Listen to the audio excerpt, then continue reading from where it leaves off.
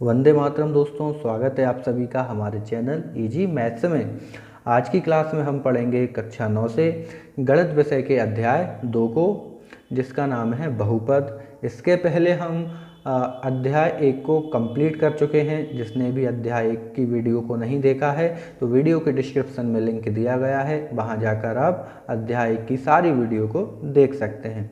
तो चलिए हम शुरू करते हैं अध्याय 2, जिसका नाम है बहुपद। तो सबसे पहले हम जान लेते हैं बहुपद होता क्या है। बहुपद कोई भी समीकरण लिखा हो किसी भी प्रकार का, जैसे कि 4x या 2x माइनस 1 या 3x square plus x plus 4, इस प्रकार से कोई भी समीकरण लिखे हों ये बहुपद कहलाते हैं। अब बहुपद में बहुपद को पढ़ने से पहले हम जान लेते हैं कि पद क्या होता है। पद जैसे कि यहाँ पे लिखा मैंने 4x, तो 4x यहाँ पे एक पद है। 4x यहाँ पर एक पद है जिसमें ये 4 है। 4 एक संख्या है, या हम कह सकते हैं 4 कोई पूर्णांक है। और यहाँ पे ये x है, ये x यहाँ पर चर है। तो यहाँ पे 4 और x मिलकर एक पद बनाते हैं। यदि हम 2x माइनस 1 को देखें, यहाँ पे 2x माइनस 1, तो यहाँ पे 2x एक पद है और एक दूसरा पद है। मतलब कि यहाँ पर हमें दो पद हैं। 2x हो जाएगा एक पद और एक हो जाएगा दूसरा पद। यहाँ पे x वाली ये जो संख्या है ये चर है, और ये वाली जो एक है ये यहाँ पर अचर है। और यदि हम इसमें देख लें 3x square plus x plus 4, इस वाले समीकरण में देखें तो हमें इसमें 3 पद दिखाई दे रहे हैं, एक पद, दो पद और ये 3 पद। अब यहाँ पर पद के बाद आता है हमारा बहुपद। देखिए पद के बाद आ जाता है बहुपद। अब जैसे कि ये सारे तो हमारे बहुपद हैं। 4x भी बहुपद है, 2x माइनस 1 भी बहुपद है, 3x square plus 4 plus 3x square plus x plus 4 यह भी एक बहुपद है। अब इनमें ये सब पद होते हैं। तो जैसे कि 4x, इस बहुपद में कितने पद हैं? तो इस बहुपद में एक पद है, इस बहुपद में 2 पद हैं, इस बहुपद में 3 पद हैं। ठीक है, इस प्रकार से बहुपद हुआ। अब बहुपद में प्रकार होता है कि बहुपद होते कितने प्रकार के हैं, जैसे कि कितने पदी होता है। अब जैसे 4x है तो मैं इसको क्या नाम दूँ? ये 2x माइनस 1, इसमें 2 पद हैं तो मैं इसको क्या नाम दूंगा? और इसमें 3 पद हैं तो मैं इसको क्या नाम दूंगा? तो इस प्रकार से इनको नाम देने के आधार पर सबसे पहला प्रकार होता है एक पदी। एक पदी, जिस बहुपद में एक पद होता है उसको एक पदी कहते हैं। जैसे कि हम कोई उदाहरण लेते हैं 3x या 2x स्क्वायर या 4x, ये सभी हमारे एक पदी के उदाहरण हैं, क्योंकि इनमें एक पद है। और यहाँ पे ये 2 पद नहीं समझना है हमको। क्यों? क्योंकि यहाँ पे हमें हमारा कोई चर होना चाहिए, अकेला एक चर होना चाहिए। चर के साथ में प्लस में या माइनस में कोई अन्य संख्या नहीं होना चाहिए। प्लस या माइनस में कोई अन्य संख्या होगी तब वह एक पद ही नहीं कहलाएगा। अब यहाँ पर x के गुणा में है 3, इसलिए ये जो 3 है ये x का गुणांक है। ऐसे ही यहाँ पर ये 2 x का गुणांक है, यहाँ पर 4 x का गुणांक है, इसलिए ये सारे एक पदी हैं। अब आ जाता है द्विपदी। द्विपदी नाम से स्पष्ट है, जिन बहुपद में 2 पद हों। जैसे कि हमने ऊपर उदाहरण देखा था 2x माइनस 1, इसमें 2 पद हैं, इसलिए ये द्विपदी होगा। जैसे कोई उदाहरण लिखते हैं हम 6x प्लस x, या फिर x स्क्वायर माइनस 4, या फिर x की घात 3 माइनस 4x। इस तरह से इनमें देखिए सभी में 2 पद हैं, एक पद ये, एक पद ये, सभी में 2 पद हैं, इसलिए ये द्विपदी कहलाएगा। अन्य एक और प्रकार है, इसको बोलते हैं हम त्रिपदी। त्रिपदी में इसमें भी नाम से स्पष्ट है, त्रि यानी कि 3 पद। जैसे कि ऊपर हमने उदाहरण देखा था उसी को लिख लेते हैं हम 3x square plus x plus 4, या फिर अन्य और उदाहरण ले सकते हैं हम x की घात 3 माइनस 6x माइनस 6x² कर लेते हैं और माइनस यहाँ पर x ले लेते हैं। तो यहाँ पर 3 पद हैं, इसलिए ये त्रिपदी कहलाएगा। ठीक है, तो स्पष्ट रखना है आपको। एक बार और देख लेते हैं हम ऊपर से। बहुपद में सबसे पहले हमने देखा पद, तो पद इस प्रकार से होगा जैसे 4x, ये एक पद है, यहाँ पे 2x माइनस 1, तो इसमें 2 पद हो जाएंगे। इस वाले बहुपद में 3 पद हो जाएंगे। यहाँ पर जैसे हमने 4x लिखा है, तो यहाँ पे 4 ये गुणांक है और x चर है। इसी प्रकार से यहाँ 2 पद हैं जिसमें 2x, x चर है और 2 गुणांक है और 1 पद है। 3x² में 3 गुणांक है x² का और ये x यहाँ पर चर है। फिर हमने देखा बहुपद का प्रकार, तो बहुपद कितने प्रकार से हुआ? एक पदी बहुपद हो गया जिसमें 1 पद हो, द्विपदी बहुपद जिसमें 2 पद हों, और त्रिपदी बहुपद जिसमें 3 पद हों। ठीक है, अब देख लेते हैं हम बहुपद की घात। बहुपद की घात, अब बहुपद की घात कितनी होगी? जैसे कि हम यहाँ पर कोई समीकरण लिखते हैं या किसी बहुपद को लिखते हैं, हमने जैसे ऊपर लिखा है इन्हीं में से हम एक एक को ले लेते हैं। जैसे मैंने यहाँ पे लिखा है 3x, तो ये लिया मैंने यहाँ पर 3x।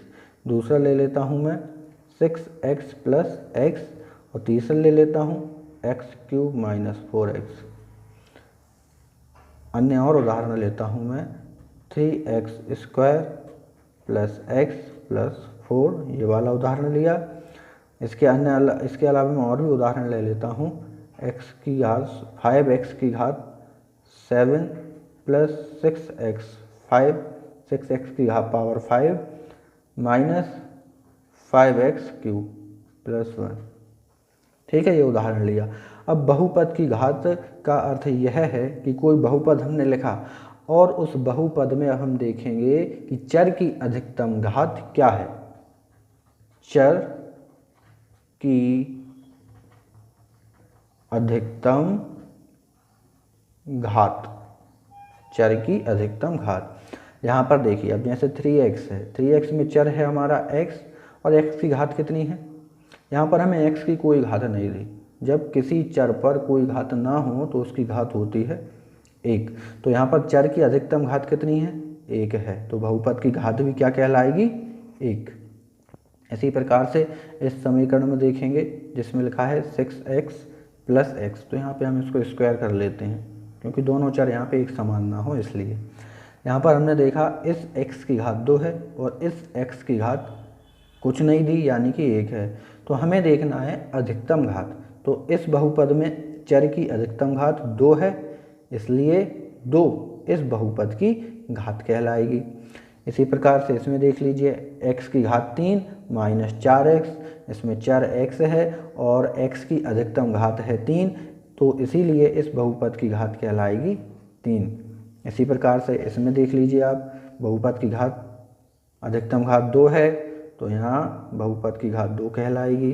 इस समीकरण में देखें तो बहुपद की अधिकतम घात है 7, तो ये बहुपद की घात कहलाएगी। ठीक है, तो घात को यहाँ पर आपको स्पष्ट रखना है कि बहुपद की घात जब भी किसी सवाल में पूछा जाए तो हमें उस बहुपद में चर की अधिकतम घात को देखना है कि कौन से चर की ज़्यादा से ज़्यादा घात है। चर की जो ज़्यादा से ज़्यादा घात होगी वही बहुपद की घात कहलाएगी। ठीक है, चलिए अब जान लेते हैं हम कि ये बहुपद की घात होती कितने प्रकार से है। इसके लिए आ जाते हैं हम अगले पेज पर। बहुपद की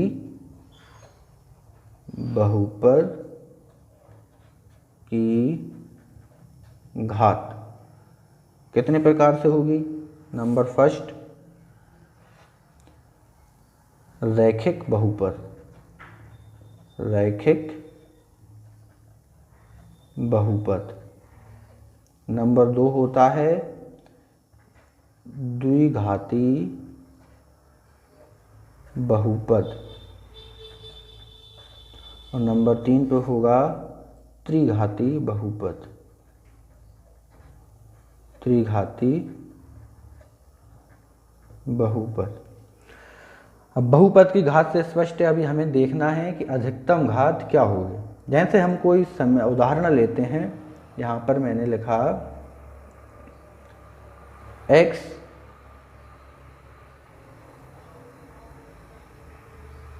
+ 1 या फिर 4x - x या फिर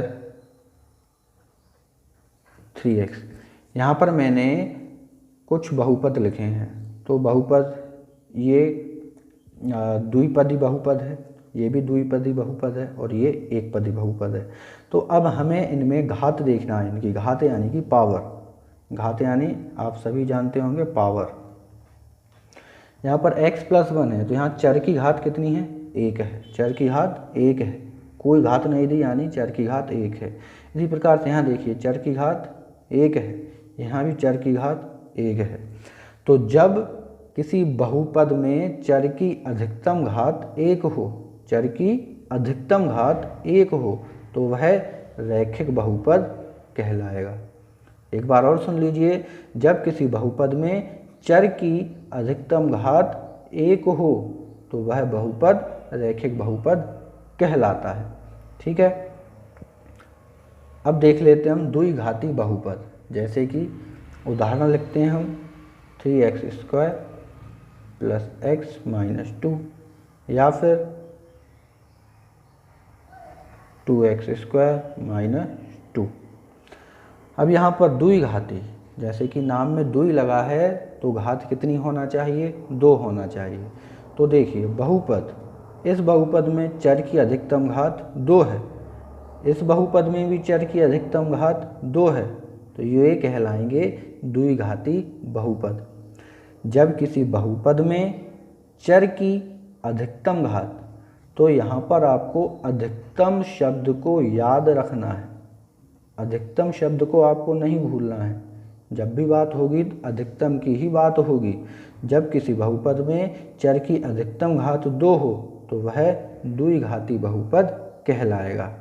एक बार फिर से सुन लीजिए, जब किसी बहुपद में चर की अधिकतम घात 2 हो तो वह द्विघाती बहुपद कहलाएगा। इस बहुपद में देख लीजिए, यहाँ पे चर x है और x की अधिकतम घात 2 है, तो इसलिए यहाँ पर इस बहुपद, ये बहुपद किस प्रकार का होगा? द्विघाती बहुपद होगा। अब देख लेते हैं हम त्रिघाती बहुपद। उदाहरण लेते हैं इसका 4x³ + x - 3। एक अन्य और उदाहरण लेते हैं हम x³ - 4x² + 7। अब यहाँ पर हम देखेंगे चर की अधिकतम घात 3 है, इसमें भी 3 है, इसमें भी 3 है।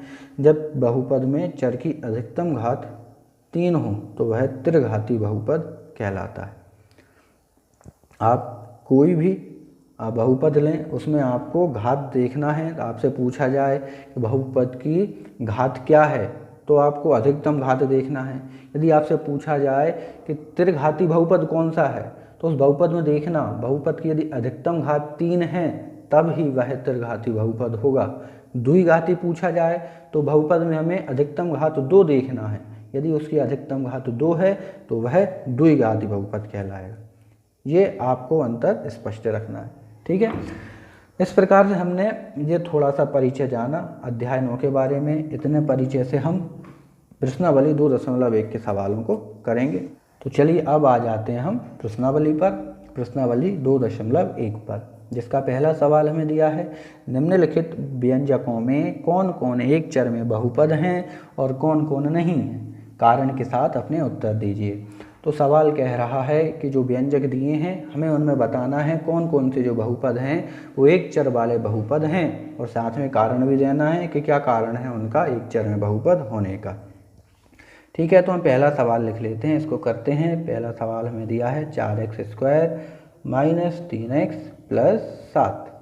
चलिए इसको करते हैं हल। तो यहाँ पर आप देख के बताइए ये कौन से प्रकार का बहुपद है? 4x² - 3x + 7। यदि पद के आधार पर मैं पूछूं इसमें कितने पद हैं? 3 पद हैं, तो ये कौन से प्रकार का बहुपद है? त्रिपदी बहुपद है। त्रिपदी यानी 3 पद हैं इसमें।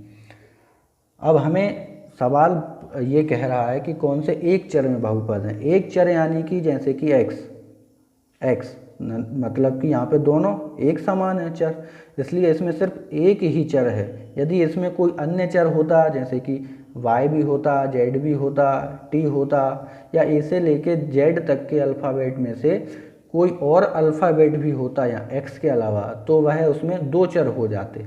जब दो चर हो जाता तो वह दो चर वाला बहुपद हो जाता।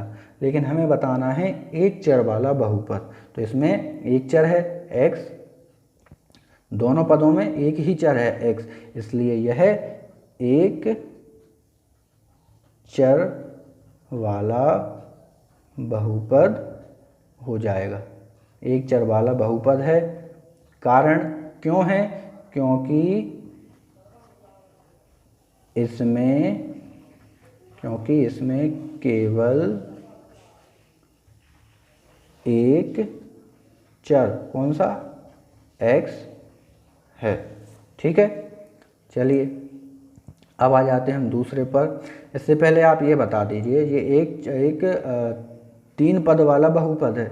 यदि मैं पूछूं बहुपद की घात कितनी है, तो बहुपद की घात बता दीजिए कितनी है। अधिकतम घात को देखिए, यहाँ पर अधिकतम घात चर की 2 है। तो यदि पूछने को आता कि इस चर की इस बहुपद की घात कितनी है, तो बहुपद की घात हो जाती 2।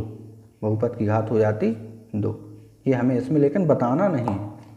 अब देख लेते हैं हमारा दूसरा सवाल।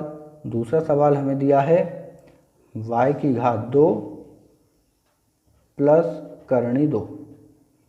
चलिए इसको कर लेते हैं हम।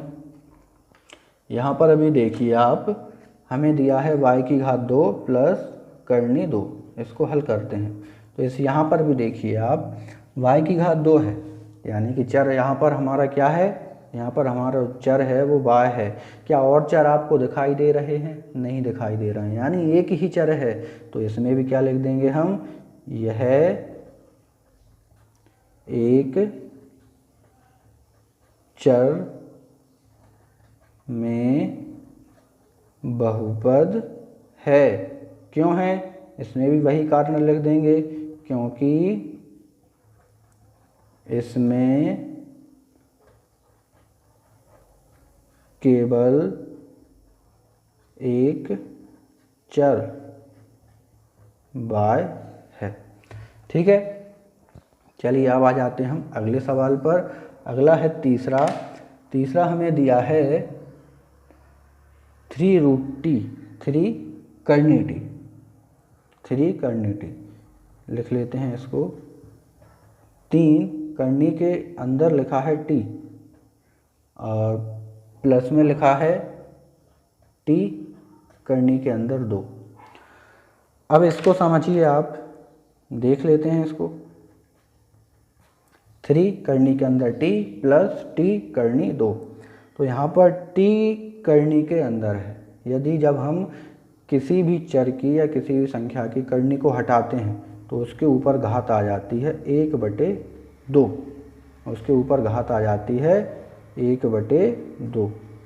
जब भी हम किसी करनी को हटाते हैं किसी चर के ऊपर से, तो जब करनी हटाएंगे तो उसके ऊपर घात आ जाती है 1/2। अब यहाँ पर हमें t की घात प्राप्त हो गई है 1/2। अब क्या 1/2 पूर्णांक है? नहीं है। यहाँ पर जो 1/2 है वो पूर्णांक नहीं है। जब किसी चर की घात पूर्णांक नहीं हो तो वह बहुपद नहीं कहलाता है। फिर से सुन लीजिए, जब किसी चर की घात पूर्णांक में नहीं होती है तो वह बहुपद नहीं होता है। यहाँ पर चर की घात है 1/2 और 1/2 पूर्णांक नहीं है, इसलिए यह एक बहुपद नहीं है। हम यहाँ पर लिख देंगे यह एक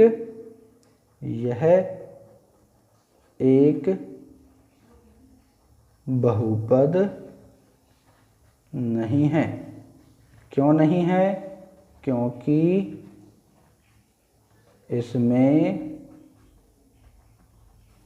चर की घात कितनी है? 1/2 है, और जो कि पूर्ण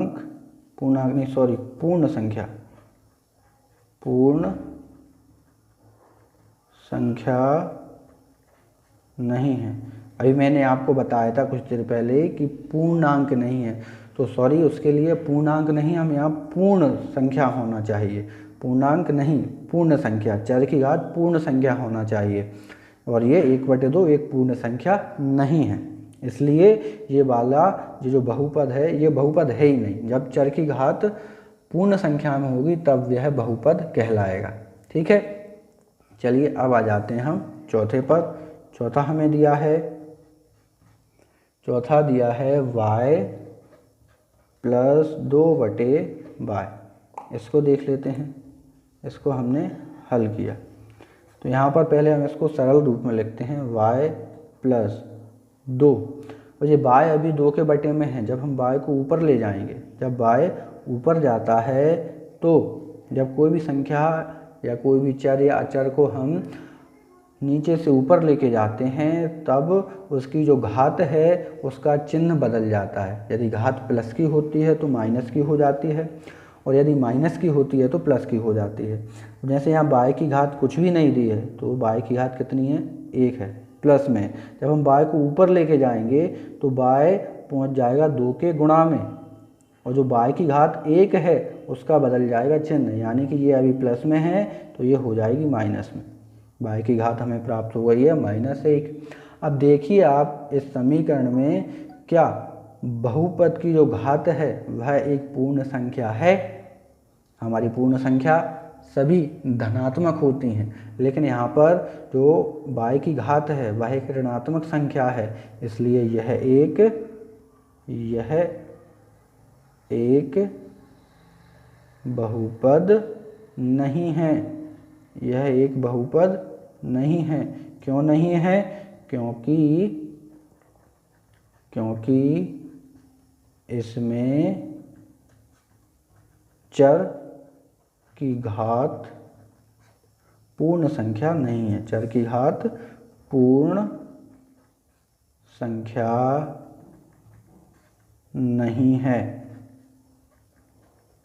ठीक है, तो यहाँ पे ध्यान रखना, हम जब y को नीचे से ऊपर ले गए तो y की जो घात थी उसका चिन्ह बदल गया, प्लस में थी वो माइनस में हो गई है। इसलिए जब किसी बहुपद की घात पूर्ण संख्या नहीं हो तो वह बहुपद नहीं होता है। ठीक है, अब अंतिम देख लेते हैं। हमें एक और दिया है 5वां, पहले हम लिख लेते हैं 5वें को। 5वां दिया है हमें x की घात 10 प्लस y की घात 3 प्लस t की घात 50। चलिए अब आप बता दीजिए मुझे देखकर कि ये वाला जो बहुपद है ये एक चर में बहुपद है या नहीं। एक चर में बहुपद, देखिए यहाँ पर x एक चर, y दूसरा चर और t तीसरा चर। इसमें हमें 3 चर प्राप्त हुए हैं, 3 चर प्राप्त हुए हैं, लेकिन हमें बताना है एक पद में, एक चर में बहुपद। क्या यह एक चर में बहुपद है? नहीं है, तो यहाँ पर लिख देंगे नहीं, यह एक बहुपद नहीं है।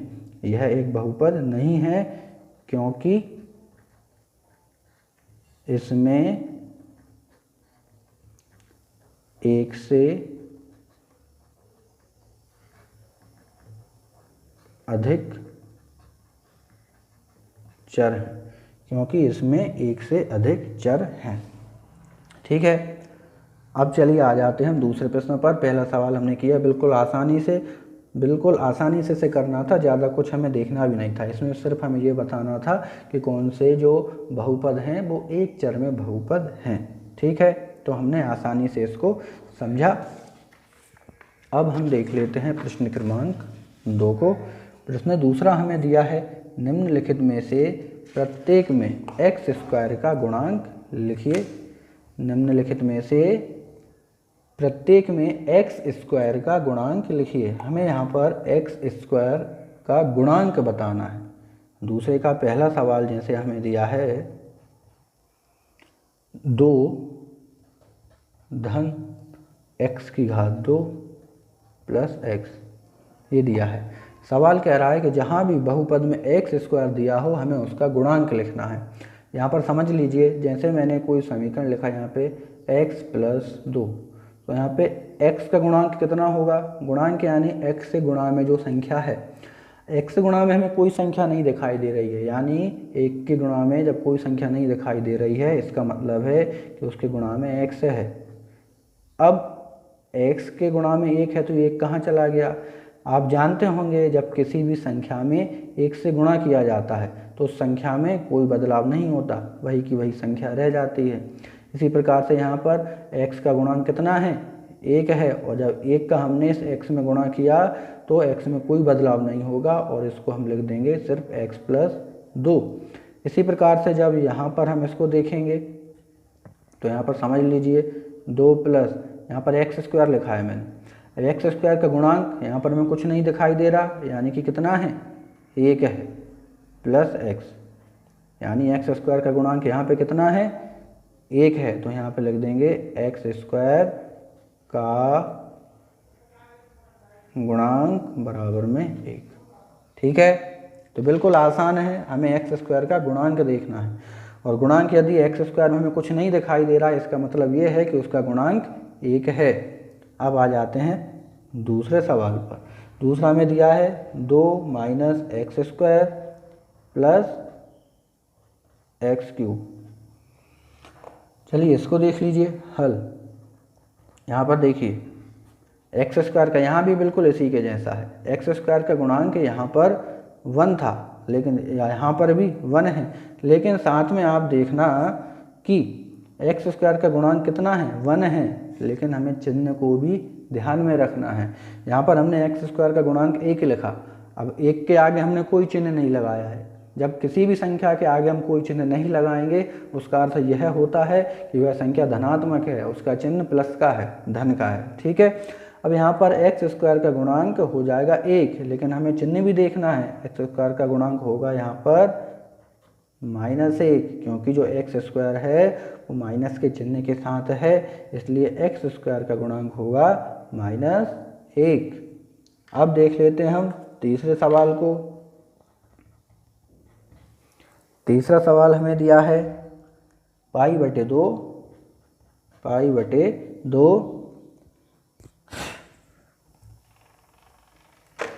Plus x, π/2 x square plus x. चलिए इसको देख लेते हैं हम। यहाँ पर एक्स स्क्वायर दिया है हमें, और एक्स स्क्वायर के आगे हमें देखिए किस प्रकार से संख्या दी है, π/2। यहाँ पे पाई एक अपरिमेय संख्या है, π/2 दिया है,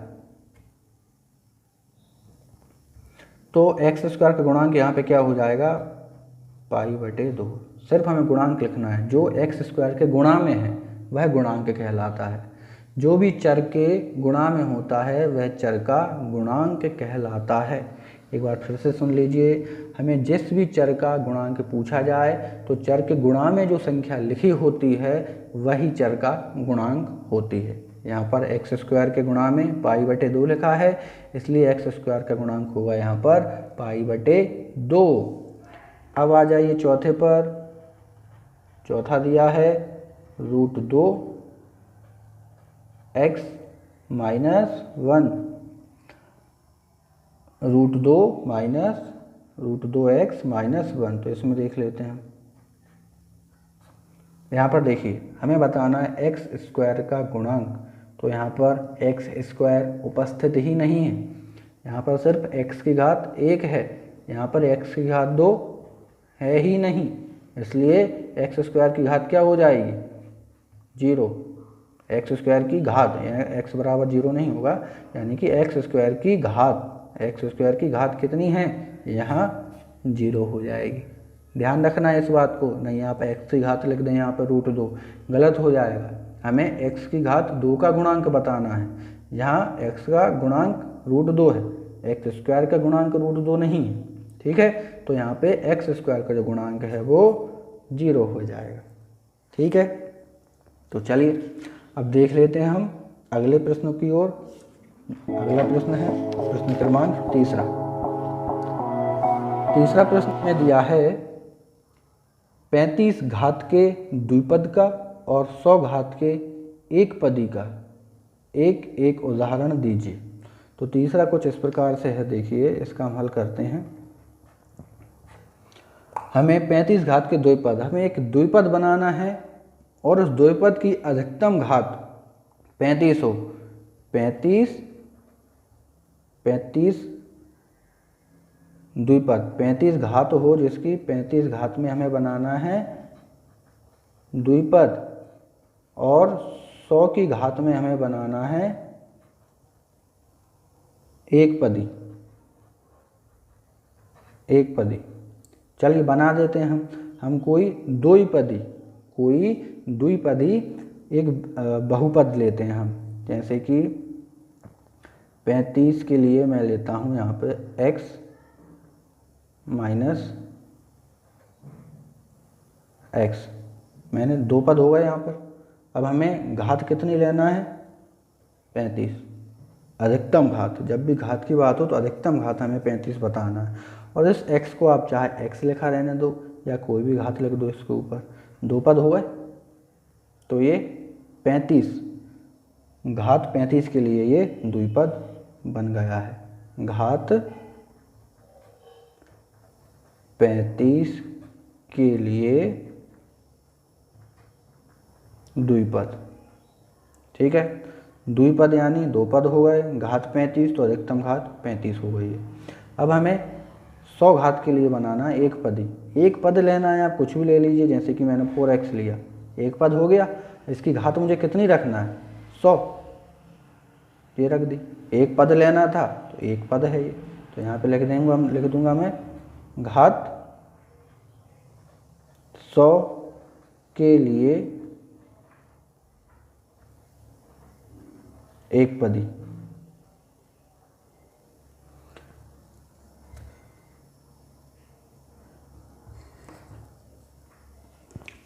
ठीक है, तो ये हमारा सवाल हो गया। हमें एक एक उदाहरण बताना था, ये एक एक उदाहरण होगा, ये 35 के लिए और ये 100 के लिए। ठीक है, चलिए अब आ जाते हैं हम चौथे प्रश्न पर। चौथा प्रश्न हमें दिया है, निम्नलिखित बहुपदों में से प्रत्येक बहुपद की घात लिखिए। हमें यहाँ पर कुछ बहुपद दिए हैं और हमें उनकी घात लिखना है प्रत्येक बहुपद की। तो आपको याद होगा, हमने अभी कुछ देर पहले पढ़ा था, जब भी बहुपद की घात पूछा जाए तो हमें कैसी घात बताना है? अधिकतम घात बताना होता है। अधिकतम घात हमको बताना है। तो चलिए चौथे का हम पहला लिख लेते हैं। पहला हमें दिया है 5x की घात 3 प्लस 4x की घात 2 प्लस 7x। तो यहाँ पर देख लीजिए, बहुपद में चर की अधिकतम घात कितनी है? 3 है। तो यहाँ पर हम लिख देंगे चर की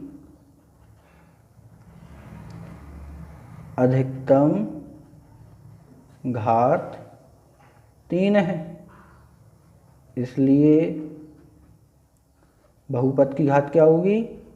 3 होगी, इसलिए बहुपद की घात 3 होगी। ठीक है, अधिकतम सब बिल्कुल भूल नहीं जाना है, आपको स्मरण रखना है। अब आ जाइए दूसरे पर। दूसरा बहुपद हमें दिया है 4 माइनस वाई की घात 2।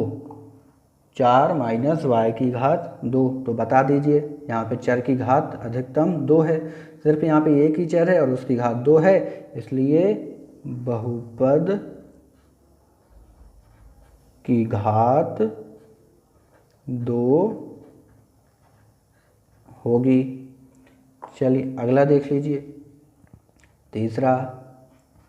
तीसरा दिया है 5t minus root 7। 5t minus root 7, यहाँ पर बता दीजिए अब मुझे। t जो कि चर है और इसकी घात कितनी है? 1 है। इसके अलावा और कोई बहुपद है? इसके अलावा और कोई चर है? नहीं है। यहाँ पे चर सिर्फ t है, t के ऊपर कोई घात नहीं है, यानी कि इसके ऊपर कितनी घात है? 1। इसलिए बहुपद की घात क्या हो जाएगी यहाँ पर? बहुपद की घात 1 होगी। बहुपद की घात 1 होगी। अगला देख लीजिए चौथा दिया है, सिर्फ 3 लिखा है। अब यहाँ पे बताइए मुझे चर दिखाई दे रहा है क्या? नहीं दिखाई दे रहा। हमें चर यहाँ पर, हमारा जो चर है यहाँ पर अनुपस्थित है। अब चर है ही नहीं तो चर की घात भी क्या होगी? 0। इसलिए बहुपद की घात क्या होगी? 0 होगी। बहुपद की घात 0 होगी। ठीक है, यहाँ पर सिर्फ 3 लिखा है और 3 चर नहीं है, यह एक अचर है। 3 क्या है? अचर है। हमें अचर की घात नहीं देखना होता है। जब हम बहुपद की घात की बात होगी तो हमें चर की घात देखना है, और चर यहाँ पर है ही नहीं, इसलिए इस बहुपद की घात हो जाएगी 0। तो ये हमारा चौथा प्रश्न समाप्त हुआ। अब देख लेते हैं हम 5वें प्रश्न को। चलिए 5वां प्रश्न, बताइए कि निम्नलिखित बहुपदों में कौन कौन बहुपद रैखिक हैं, कौन कौन द्विघाती हैं और कौन कौन त्रिघाती हैं। यहाँ पर हमें 5वें सवाल में कुछ बहुपद दिए हैं और बहुपद के हमने 3 प्रकार पढ़े थे, रैखिक, द्विघाती और त्रिघाती। रैखिक,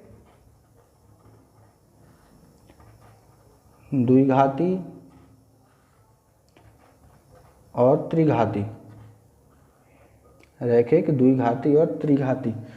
तो यहाँ पर रैखिक में हमने देखा था बहुपद की अधिकतम घात 1 हो तो वो रैखिक कहलाएगा, और यहाँ द्विघाती में बहुपद की अधिकतम घात 2 हो तो वह द्विघाती कहलाएगा, और त्रिघाती में बहुपद की अधिकतम घात 3 हो तो वह त्रिघाती कहलाएगा। अब हम पहला सवाल देख लेते हैं। पहला लिखा है x की घात 2 प्लस x। तो यहाँ पर बहुपद की अधिकतम घात कितनी है? बहुपद की यहाँ अधिकतम घात 2 है, इसलिए कौन सा बहुपद कहलाएगा? द्विघाती बहुपद। यहाँ लिख देंगे द्विघाती बहुपद। बस खत्म। दूसरा देख लीजिए, सिर्फ इतना ही बताना है हमें और कुछ नहीं बताना। x माइनस x की घात 3। यहाँ पर बता दीजिए x की घात 3 है अधिकतम, तो कौन सा बहुपद है? त्रिघाती बहुपद। त्रिघाती बहुपद। तीसरा देख लीजिए, y plus y square plus 4। y धन y की घात 2 धन में है 4। इसकी बता दीजिए, y की अधिकतम, चर की अधिकतम घात 2 है, इसलिए ये भी द्विघाती बहुपद हो जाएगा। अगला देख लीजिए नंबर 4। नंबर 4 हमें दिया है 1 प्लस एक्स। 1 प्लस एक्स, तो यहाँ पे चर है x है, जिसकी अधिकतम घात कितनी है? कुछ नहीं दी, यानी कि 1 है। जब चर की अधिकतम घात 1 हो तो वह रैखिक बहुपद कहलाएगा। रैखिक बहुपद। अगला देख लीजिए 5वां। 5वां दिया है हमें सिर्फ 3t। यहाँ पर भी हमें ये एक पदी बहुपद है, सिर्फ एक पद है इसमें, और इसमें चर है t, तो चर में कोई घात नहीं लगी, यानी कि 1 है, इसलिए ये भी कौन सा बहुपद हो जाएगा? रैखिक बहुपद हो जाएगा। अब देख लीजिए 6वां। 6वां दिया है हमें r स्क्वायर, r की घात 2।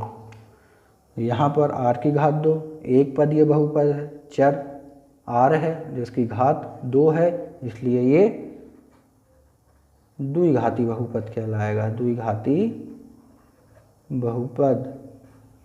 अंतिम देख लीजिए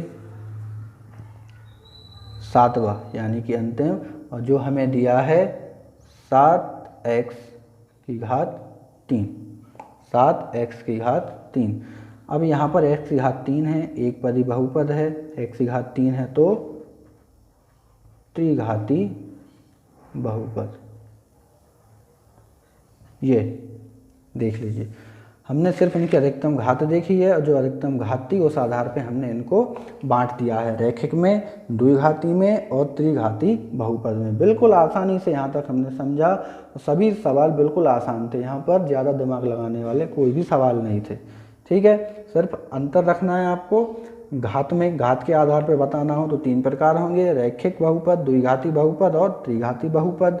पद के आधार पर बताना हो तब भी 3 प्रकार होंगे, एक पदी, द्विपदी और त्रिपदी। बिल्कुल आसानी से आपको यहाँ पर समझना है। ठीक है, तो चलिए यहाँ पे हमारी ये प्रश्नावली होती है समाप्त। अगली प्रश्नावली में हम प्रश्नावली 1.2 को देखेंगे, जानेंगे उसके बारे में। अब अभी तक आपने यदि वीडियो को लाइक नहीं किया है तो वीडियो को लाइक कर दीजिए, अपने फ्रेंड्स के साथ शेयर कर दीजिए और चैनल को सब्सक्राइब नहीं किया है तो चैनल को सब्सक्राइब कर बेल आइकन प्रेस कर दीजिए। धन्यवाद।